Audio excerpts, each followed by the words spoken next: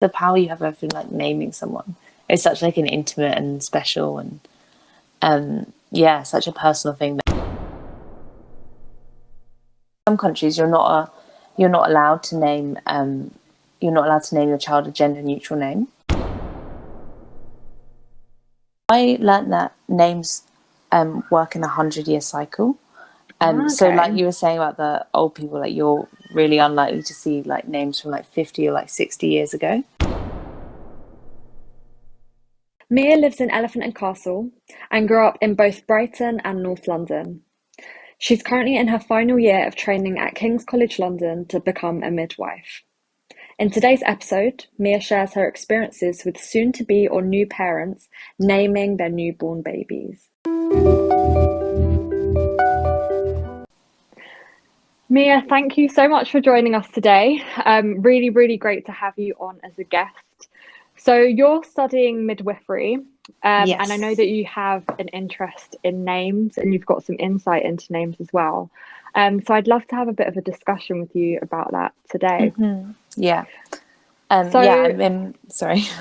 No, go ahead. I was just going to say, yeah, I'm in my last year of training to be a midwife. Nice. So yeah, almost there. But yeah, seeing lots of name practices day to day. Yeah, definitely. No, as soon as kind of I heard about you and heard about, I guess, your experiences, I really, really was excited to have you on as a guest. So do people tend to kind of decide names before they give birth, before they have their children? What's been your experience with that? Yeah, I think like as everyone kind of knows from having babies around, like the name is such a huge discussion throughout the pregnancy. And like it's always something whenever I meet someone for the first time, it's one of like my first questions, like if they know the name yet. And I think people definitely are thinking about it from like the very beginning, give or take a couple of months. And it is really interesting. It's such a huge decision for everyone, and it's quite nice seeing like all like so many different names being chosen, but that's like so special still to everyone. Definitely, definitely. And it is, as you say, such a strong part of, someone's identity. So that makes complete sense. And do you find that, people that you're coming across during your training, do you find that they are quite set on the name and they've, decided it before? Or, they might have a few names in mind and then they decide after the child's born. What's been your kind of observations? I think a lot of the time it seems like people have like a short list, Okay. and actually aren't as prepared as you think. I always used to imagine that most people had the name chosen and that was it. But a lot of people actually are still quite wary by the time like the birth comes and they don't actually know for sure. Yeah. Yeah, we get a lot of people. I've had lots of people recently who keep it a secret, which Okay. I feel like it's kind of a newer thing that people do. But they won't tell anyone, like apart from like their partner, what the name they've decided is until the baby's born, or what the Interesting. shortlist is at all. Oh, So I wow. think, Okay. yeah, I think that's really interesting because there's such like it's kind of picking up on those like all of these really strong opinions that we have on names, because when people are choosing baby names and just everyone has something to say about it. Oh, definitely. Yeah, so kind of Definitely. people having like a shortlist, but a secret shortlist is quite often. Yeah, that makes sense. That does make sense.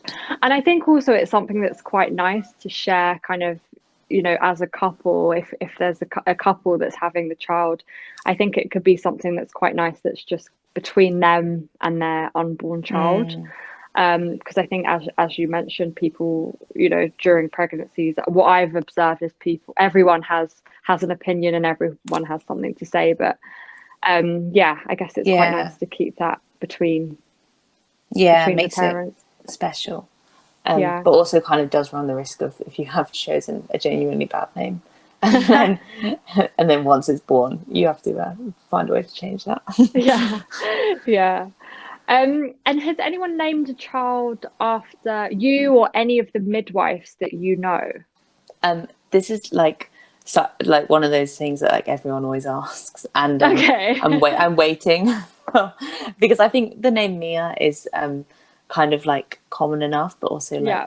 nice enough that I've got a strong chance, because it is Yeah. definitely something that happens quite a lot, and you do Yeah, hear a lot. definitely. Like I had someone recently who named her last child. Her midwife and her student midwife had the same name, so she named the baby after them, Oh, which that's is nice. lovely. Yeah, That's but really I nice. can't imagine being that undecided by the time that you just name it after the midwife. But Yeah. it's quite nice actually. It's quite, I think that's like a nice memory. It gives the name something Yeah. special. Yeah, definitely. I think so. I agree with that. Mm. And then thinking about the role that different family members play. So we touched on earlier, during pregnancies, a lot of the time, everyone has an opinion. So what's been your kind of experience around the role of different family members around naming babies? I think it's always interesting to see the little kind of like having two people make such an important decision Mm, that's so specific, and so many people have different opinions on it. So kind of when you get that like that couple and they both are trying to like battle out like which name they can find that they both like, yeah. is most of my experience. Because of the like the pandemic, there's I think a lot more like extended family members, Mm, because they aren't in the hospitals and stuff, are almost probably less involved directly with things like that. So I yeah. think I've seen a lot more of like couples choosing the names rather than having a like a wider output. Okay, that's But interesting. yeah, people always have funny examples of names that the older kids chosen. Oh, really? Like, Oh, 'cause normally that like 3-year-old has chosen yeah. a name which just makes no sense. Yeah, like Peppa Pig or something like that. Yeah, exactly. That's really, really funny. And it's Mm. interesting that the pandemic has had that impact on, extended family members not being able to be as close to maybe the Mm. pregnancy or the birth, and that's kind of trickled down into names as well. So that's really, really Yeah, yeah. I interesting. wonder if there is a like an actual difference. Mm, If you look back at this, like if the naming was any different. Yeah, no, that is interesting. And I know that you have siblings of yourself. Mm. Um, so what role have you played in naming your siblings? Yeah, all my siblings are smaller than me, so growing up, like I have really clear memories of us all being involved in the next one's like naming. Oh, Um, and then like my mum's had 5 children, so there's 5 with her. And I remember when my little brother was born, who was the last one. And yeah. then by that point, you've got 4 extra people who are weighing in on the name. Um, and we've just like spent 9 months like basically arguing until she decided on the day, and none of us liked it. Oh But no. like we love it now, but in the end, she just had to completely disregard our opinions. Yeah. Oh, that's funny. That's really nice that you've been able to play that role in naming your Mm, siblings. I'm the youngest, so I haven't had that kind of experience of being able to name them. So I've actually never thought about that before. But yeah, it's mm. really nice that you were able to have your say on your siblings' names. I think that's really special. Yeah, yeah, it's really nice actually. And I think it's nice when you get bigger families, and when you get like siblings' names kind of connected. Yeah, definitely. Mm. So I know that sometimes there's families that all name their children with like the same letter. With Yeah. your family then, are there any kind of connections? Are you all like starting with an M or Well, we don't have any connections, but my mum's always said that if she had known she would have had 4 girls, then she would have given us all like gender neutral names, ah, okay, which yeah. is interesting, but I think might have been a bit tacky actually, like Yeah, a Charlie and a George and that sort of thing. yeah, and then Alex. Yeah, Yeah. yeah, because I was doing some reading for this, and it's really interesting. Like lots of countries have really like strict rules on like Okay. which children can have what names. So like Oh, right. the eldest child has to have a certain name, and then the next child has to have this sort of name, and they all follow a pattern. I Mm, can't actually remember which countries that was, but I know there are a few which that's kind of where interesting. you come and the siblings does determine your name. Oh wow, that's really, really interesting. Did you find anything else out about kind of countries or cultures and their different naming traditions? Yeah, it's really like I was reading about all the different kind of special, like, almost motivations or meanings there are behind different names, because I feel Okay. like for like standard UK culture, apart from kind of like family names, I've never thought that there's much that goes into a name apart from Mm, whether you like it or not. mm, But even like in India, they name their child kind of based off like where the star constellations and the planets are when they're born, interesting. and like they Yeah. use that to determine the phonetics. And Okay. there's lots of countries where they want it to be like lucky and work in that way, Mm-hmm. or kind of based off the circumstances of like the weather or the sort of day it is. That determines what the child's named, which I I love think is that. cool. Yeah, I would Yeah, probably that's really cool. narrow down the Yeah. choices a bit. Yeah, definitely. And I think that with that, it holds so much more kind of meaning. Um, yeah, I do like that. I wonder what my name would be if I was born somewhere else and based it Yeah, on the weather or where the stars were that day. yeah, I'm sure we could all figure out Yeah, like a series of different names for each country. yeah, that would be really, really cool. Maybe I'll explore that on one episode. Thanks Yeah, for no, sharing it's that. yeah, I did I really enjoyed doing the reading for this because it is yeah, names are they're just so special in all parts of the world. Mm, And it's really I like how different little bubbles everywhere, and they yeah, play like different roles, like yeah, even within one community. yeah, definitely, definitely. And do you have any kind of examples of that? Like naming ceremonies. Mm, mm, Like even when we were talking about just now, like the kind of little tiny little naming ceremonies that I see, which aren't obviously like official, but kind of going through that process of deciding a name together and mm, telling people, and whether like that thing about keeping it a secret. A lot of mm-hmm. countries like in I think it's in China that it's like bad luck to name the child before it's born. Yeah, that Yeah. makes sense. And like yeah, I guess kind of different countries how they react to that sort of thing. A lot of countries have naming ceremonies where like a week or something after the baby's born, they Okay. announce the name and they have like a little celebration, and that's often when like the first time the baby's met as well, which Mm. I really like. I would be nice if we did that here. Yeah, no, I like that. I do like that. And do you have any kind of memorable stories around naming? So anything that you've observed during your midwifery training? Um, I can't think of any names. I was trying to think about this before. Mm, Any like ones that stand out. Um, but yeah, it just had. I always come home with the occasional name where I'm like, I just didn't understand that one. yeah. Um, like twins. I remember I had a pair of twins like 6 months ago or something, who were called Phoenix and Anna, which sound hmm incredibly normal, but I just went home and told everyone about these twins because I thought they were such a strange pair of names for Oh, two girls, because they were just so different. yeah, Um, yeah. yeah, and just didn't make any sense to me. So things like that where I just couldn't ever imagine how they came to the name. Yeah, that is interesting. Because one is like a super common name. Like I think Anna is an incredibly common name. And then Phoenix for me is a very, very unique name.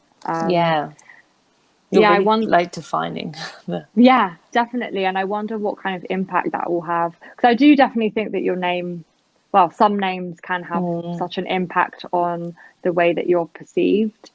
And I think with twins, there's already that kind of comparison that goes on. So I Yeah, think it will be interesting what that experience is like. yeah. I remember in primary school I had a pair of twins in my class, who were called Daniel and Daniela. Okay. And you're just setting up. I mean, the names are just enforcing so much more than already has to be there. Yeah, yeah, yeah. No, it's interesting. Twins is not really a topic that we've covered yet on this podcast, but I'd love to have some twins on the podcast. I think that would be really interesting. Yeah, to talk about their experiences. Yeah. Mm, definitely, definitely.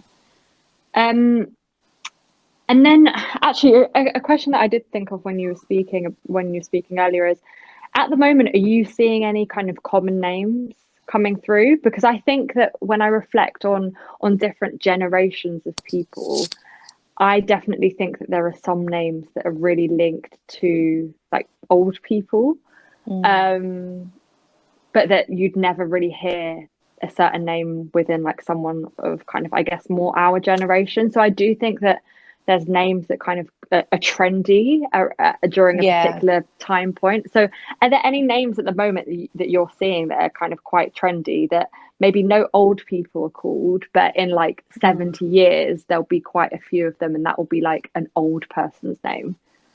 Um, well, I learnt that names work in a 100-year cycle. So Okay. like you were saying about the old people, like you're really unlikely to see like names from like 50 or like 60 years ago Yeah. because they come back round in that. So I guess yeah, I don't see a lot of old fashioned names.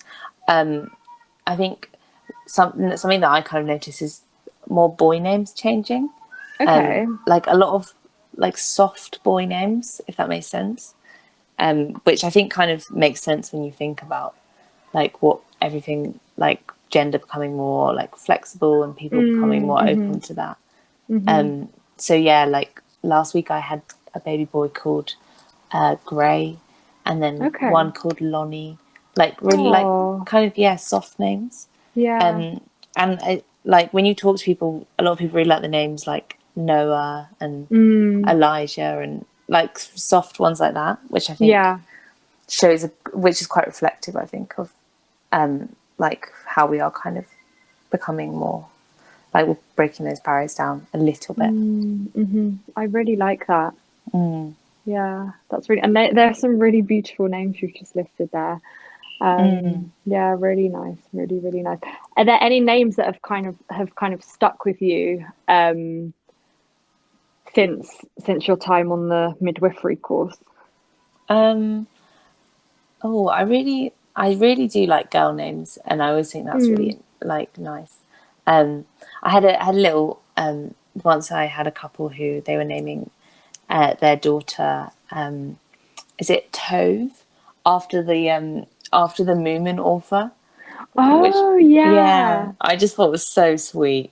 Um, Oh and they were just such like a lovely couple. Like they did like loads of gardening and then of like it just made so much sense that that's what they were naming their yeah. daughter. Um, Oh. and yeah, that sort of name, like another like soft name, which is kind of Mm-hmm. gender neutral as well. Yeah, yeah, yeah, that's true. Oh, I Because really like that. in some countries you're not allowed to name you're not allowed to name your child a gender neutral name in Oh, in quite a okay. lot. Mm. Do you know So any, sorry, yeah, go on. Sorry. do you know what countries they are? Like Germany, Okay. maybe Iceland, like or Denmark. I think Okay. they have like rules where girls have to have like girl names and boys have to have boys names. Oh, Um, wow. but I feel like we cross over. The UK is quite liberal in terms of what you can name your baby. Yeah, I think so. I think so. And I wonder if those kind of conventions will change as the world is progressing. Mm, I wonder if those countries will break away from that. It'll be very, mm, very interesting to see. yeah, definitely. Yeah, because it feels strange that like there's so much going on, and I Yeah. mean I've never heard of that being like a thing that people have to like almost like protest against. Yeah, exactly, exactly. And I wonder how it's kind of mandated. So I wonder if, like, someone might choose a gender neutral name for their baby, but then, are they fined or are they just not allowed when they're trying to register the baby? I wonder what the Mm. actual consequences of it are and how it's kind of enforced. I think in Germany they do it where you can like apply for a name, but then like every time you apply, you get like you have to pay. So if it gets Oh, rejected, wow. then you have to like apply again and pay again. Or maybe that was one of the other countries that I mentioned, but Wow. there are kind of like systems in place which make it hard Wow. Yeah, to. very, very eye-opening. I hadn't realized that before. Yeah, because in here we're not allowed titles or numbers in our first names, But apart Okay. from that, unless it's really offensive, you can be called anything. Yeah. Yeah. No, I think, yeah. Go on. yeah, I think I read somewhere a family or parents were protesting. I can't remember the country, but a couple were protesting against kind of the government's name, like the country's kind of naming convention, and named their child like the longest, just like a whole load of just like random letters, just in protest of the kind of convention that the country had set out. Interesting. Yeah. No, Yeah, because I I'll guess, yeah, that the power you have over like naming someone is such like an intimate and special and yeah, such a personal thing that it feels weird that that's just another thing which your government kind of like control you with. definitely, because it sticks with you forever unless you want to change your name. Yeah, So yeah, it's really, really important and such a big part of your identity.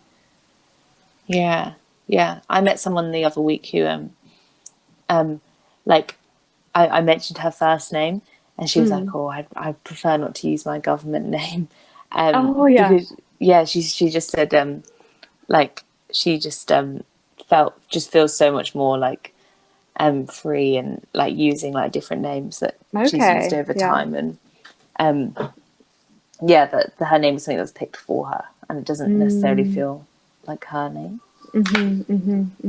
Yeah. That is interesting. Mia, thank you so much for your time today. Is there anything else that you wanted to touch on that we haven't already? No, I think that's it. Yeah, thank Okay. you so much, Maya. It's really interesting. Yeah, thank you so much, Mia. It's been such a pleasure speaking with you and learning all about your experiences, kind of observing baby names during your time on your midwifery course. Good luck for your final Thank year, you. Thank you. and hopefully a baby will be named after you Yes, someday. so fingers crossed. Thank you so much, Maya.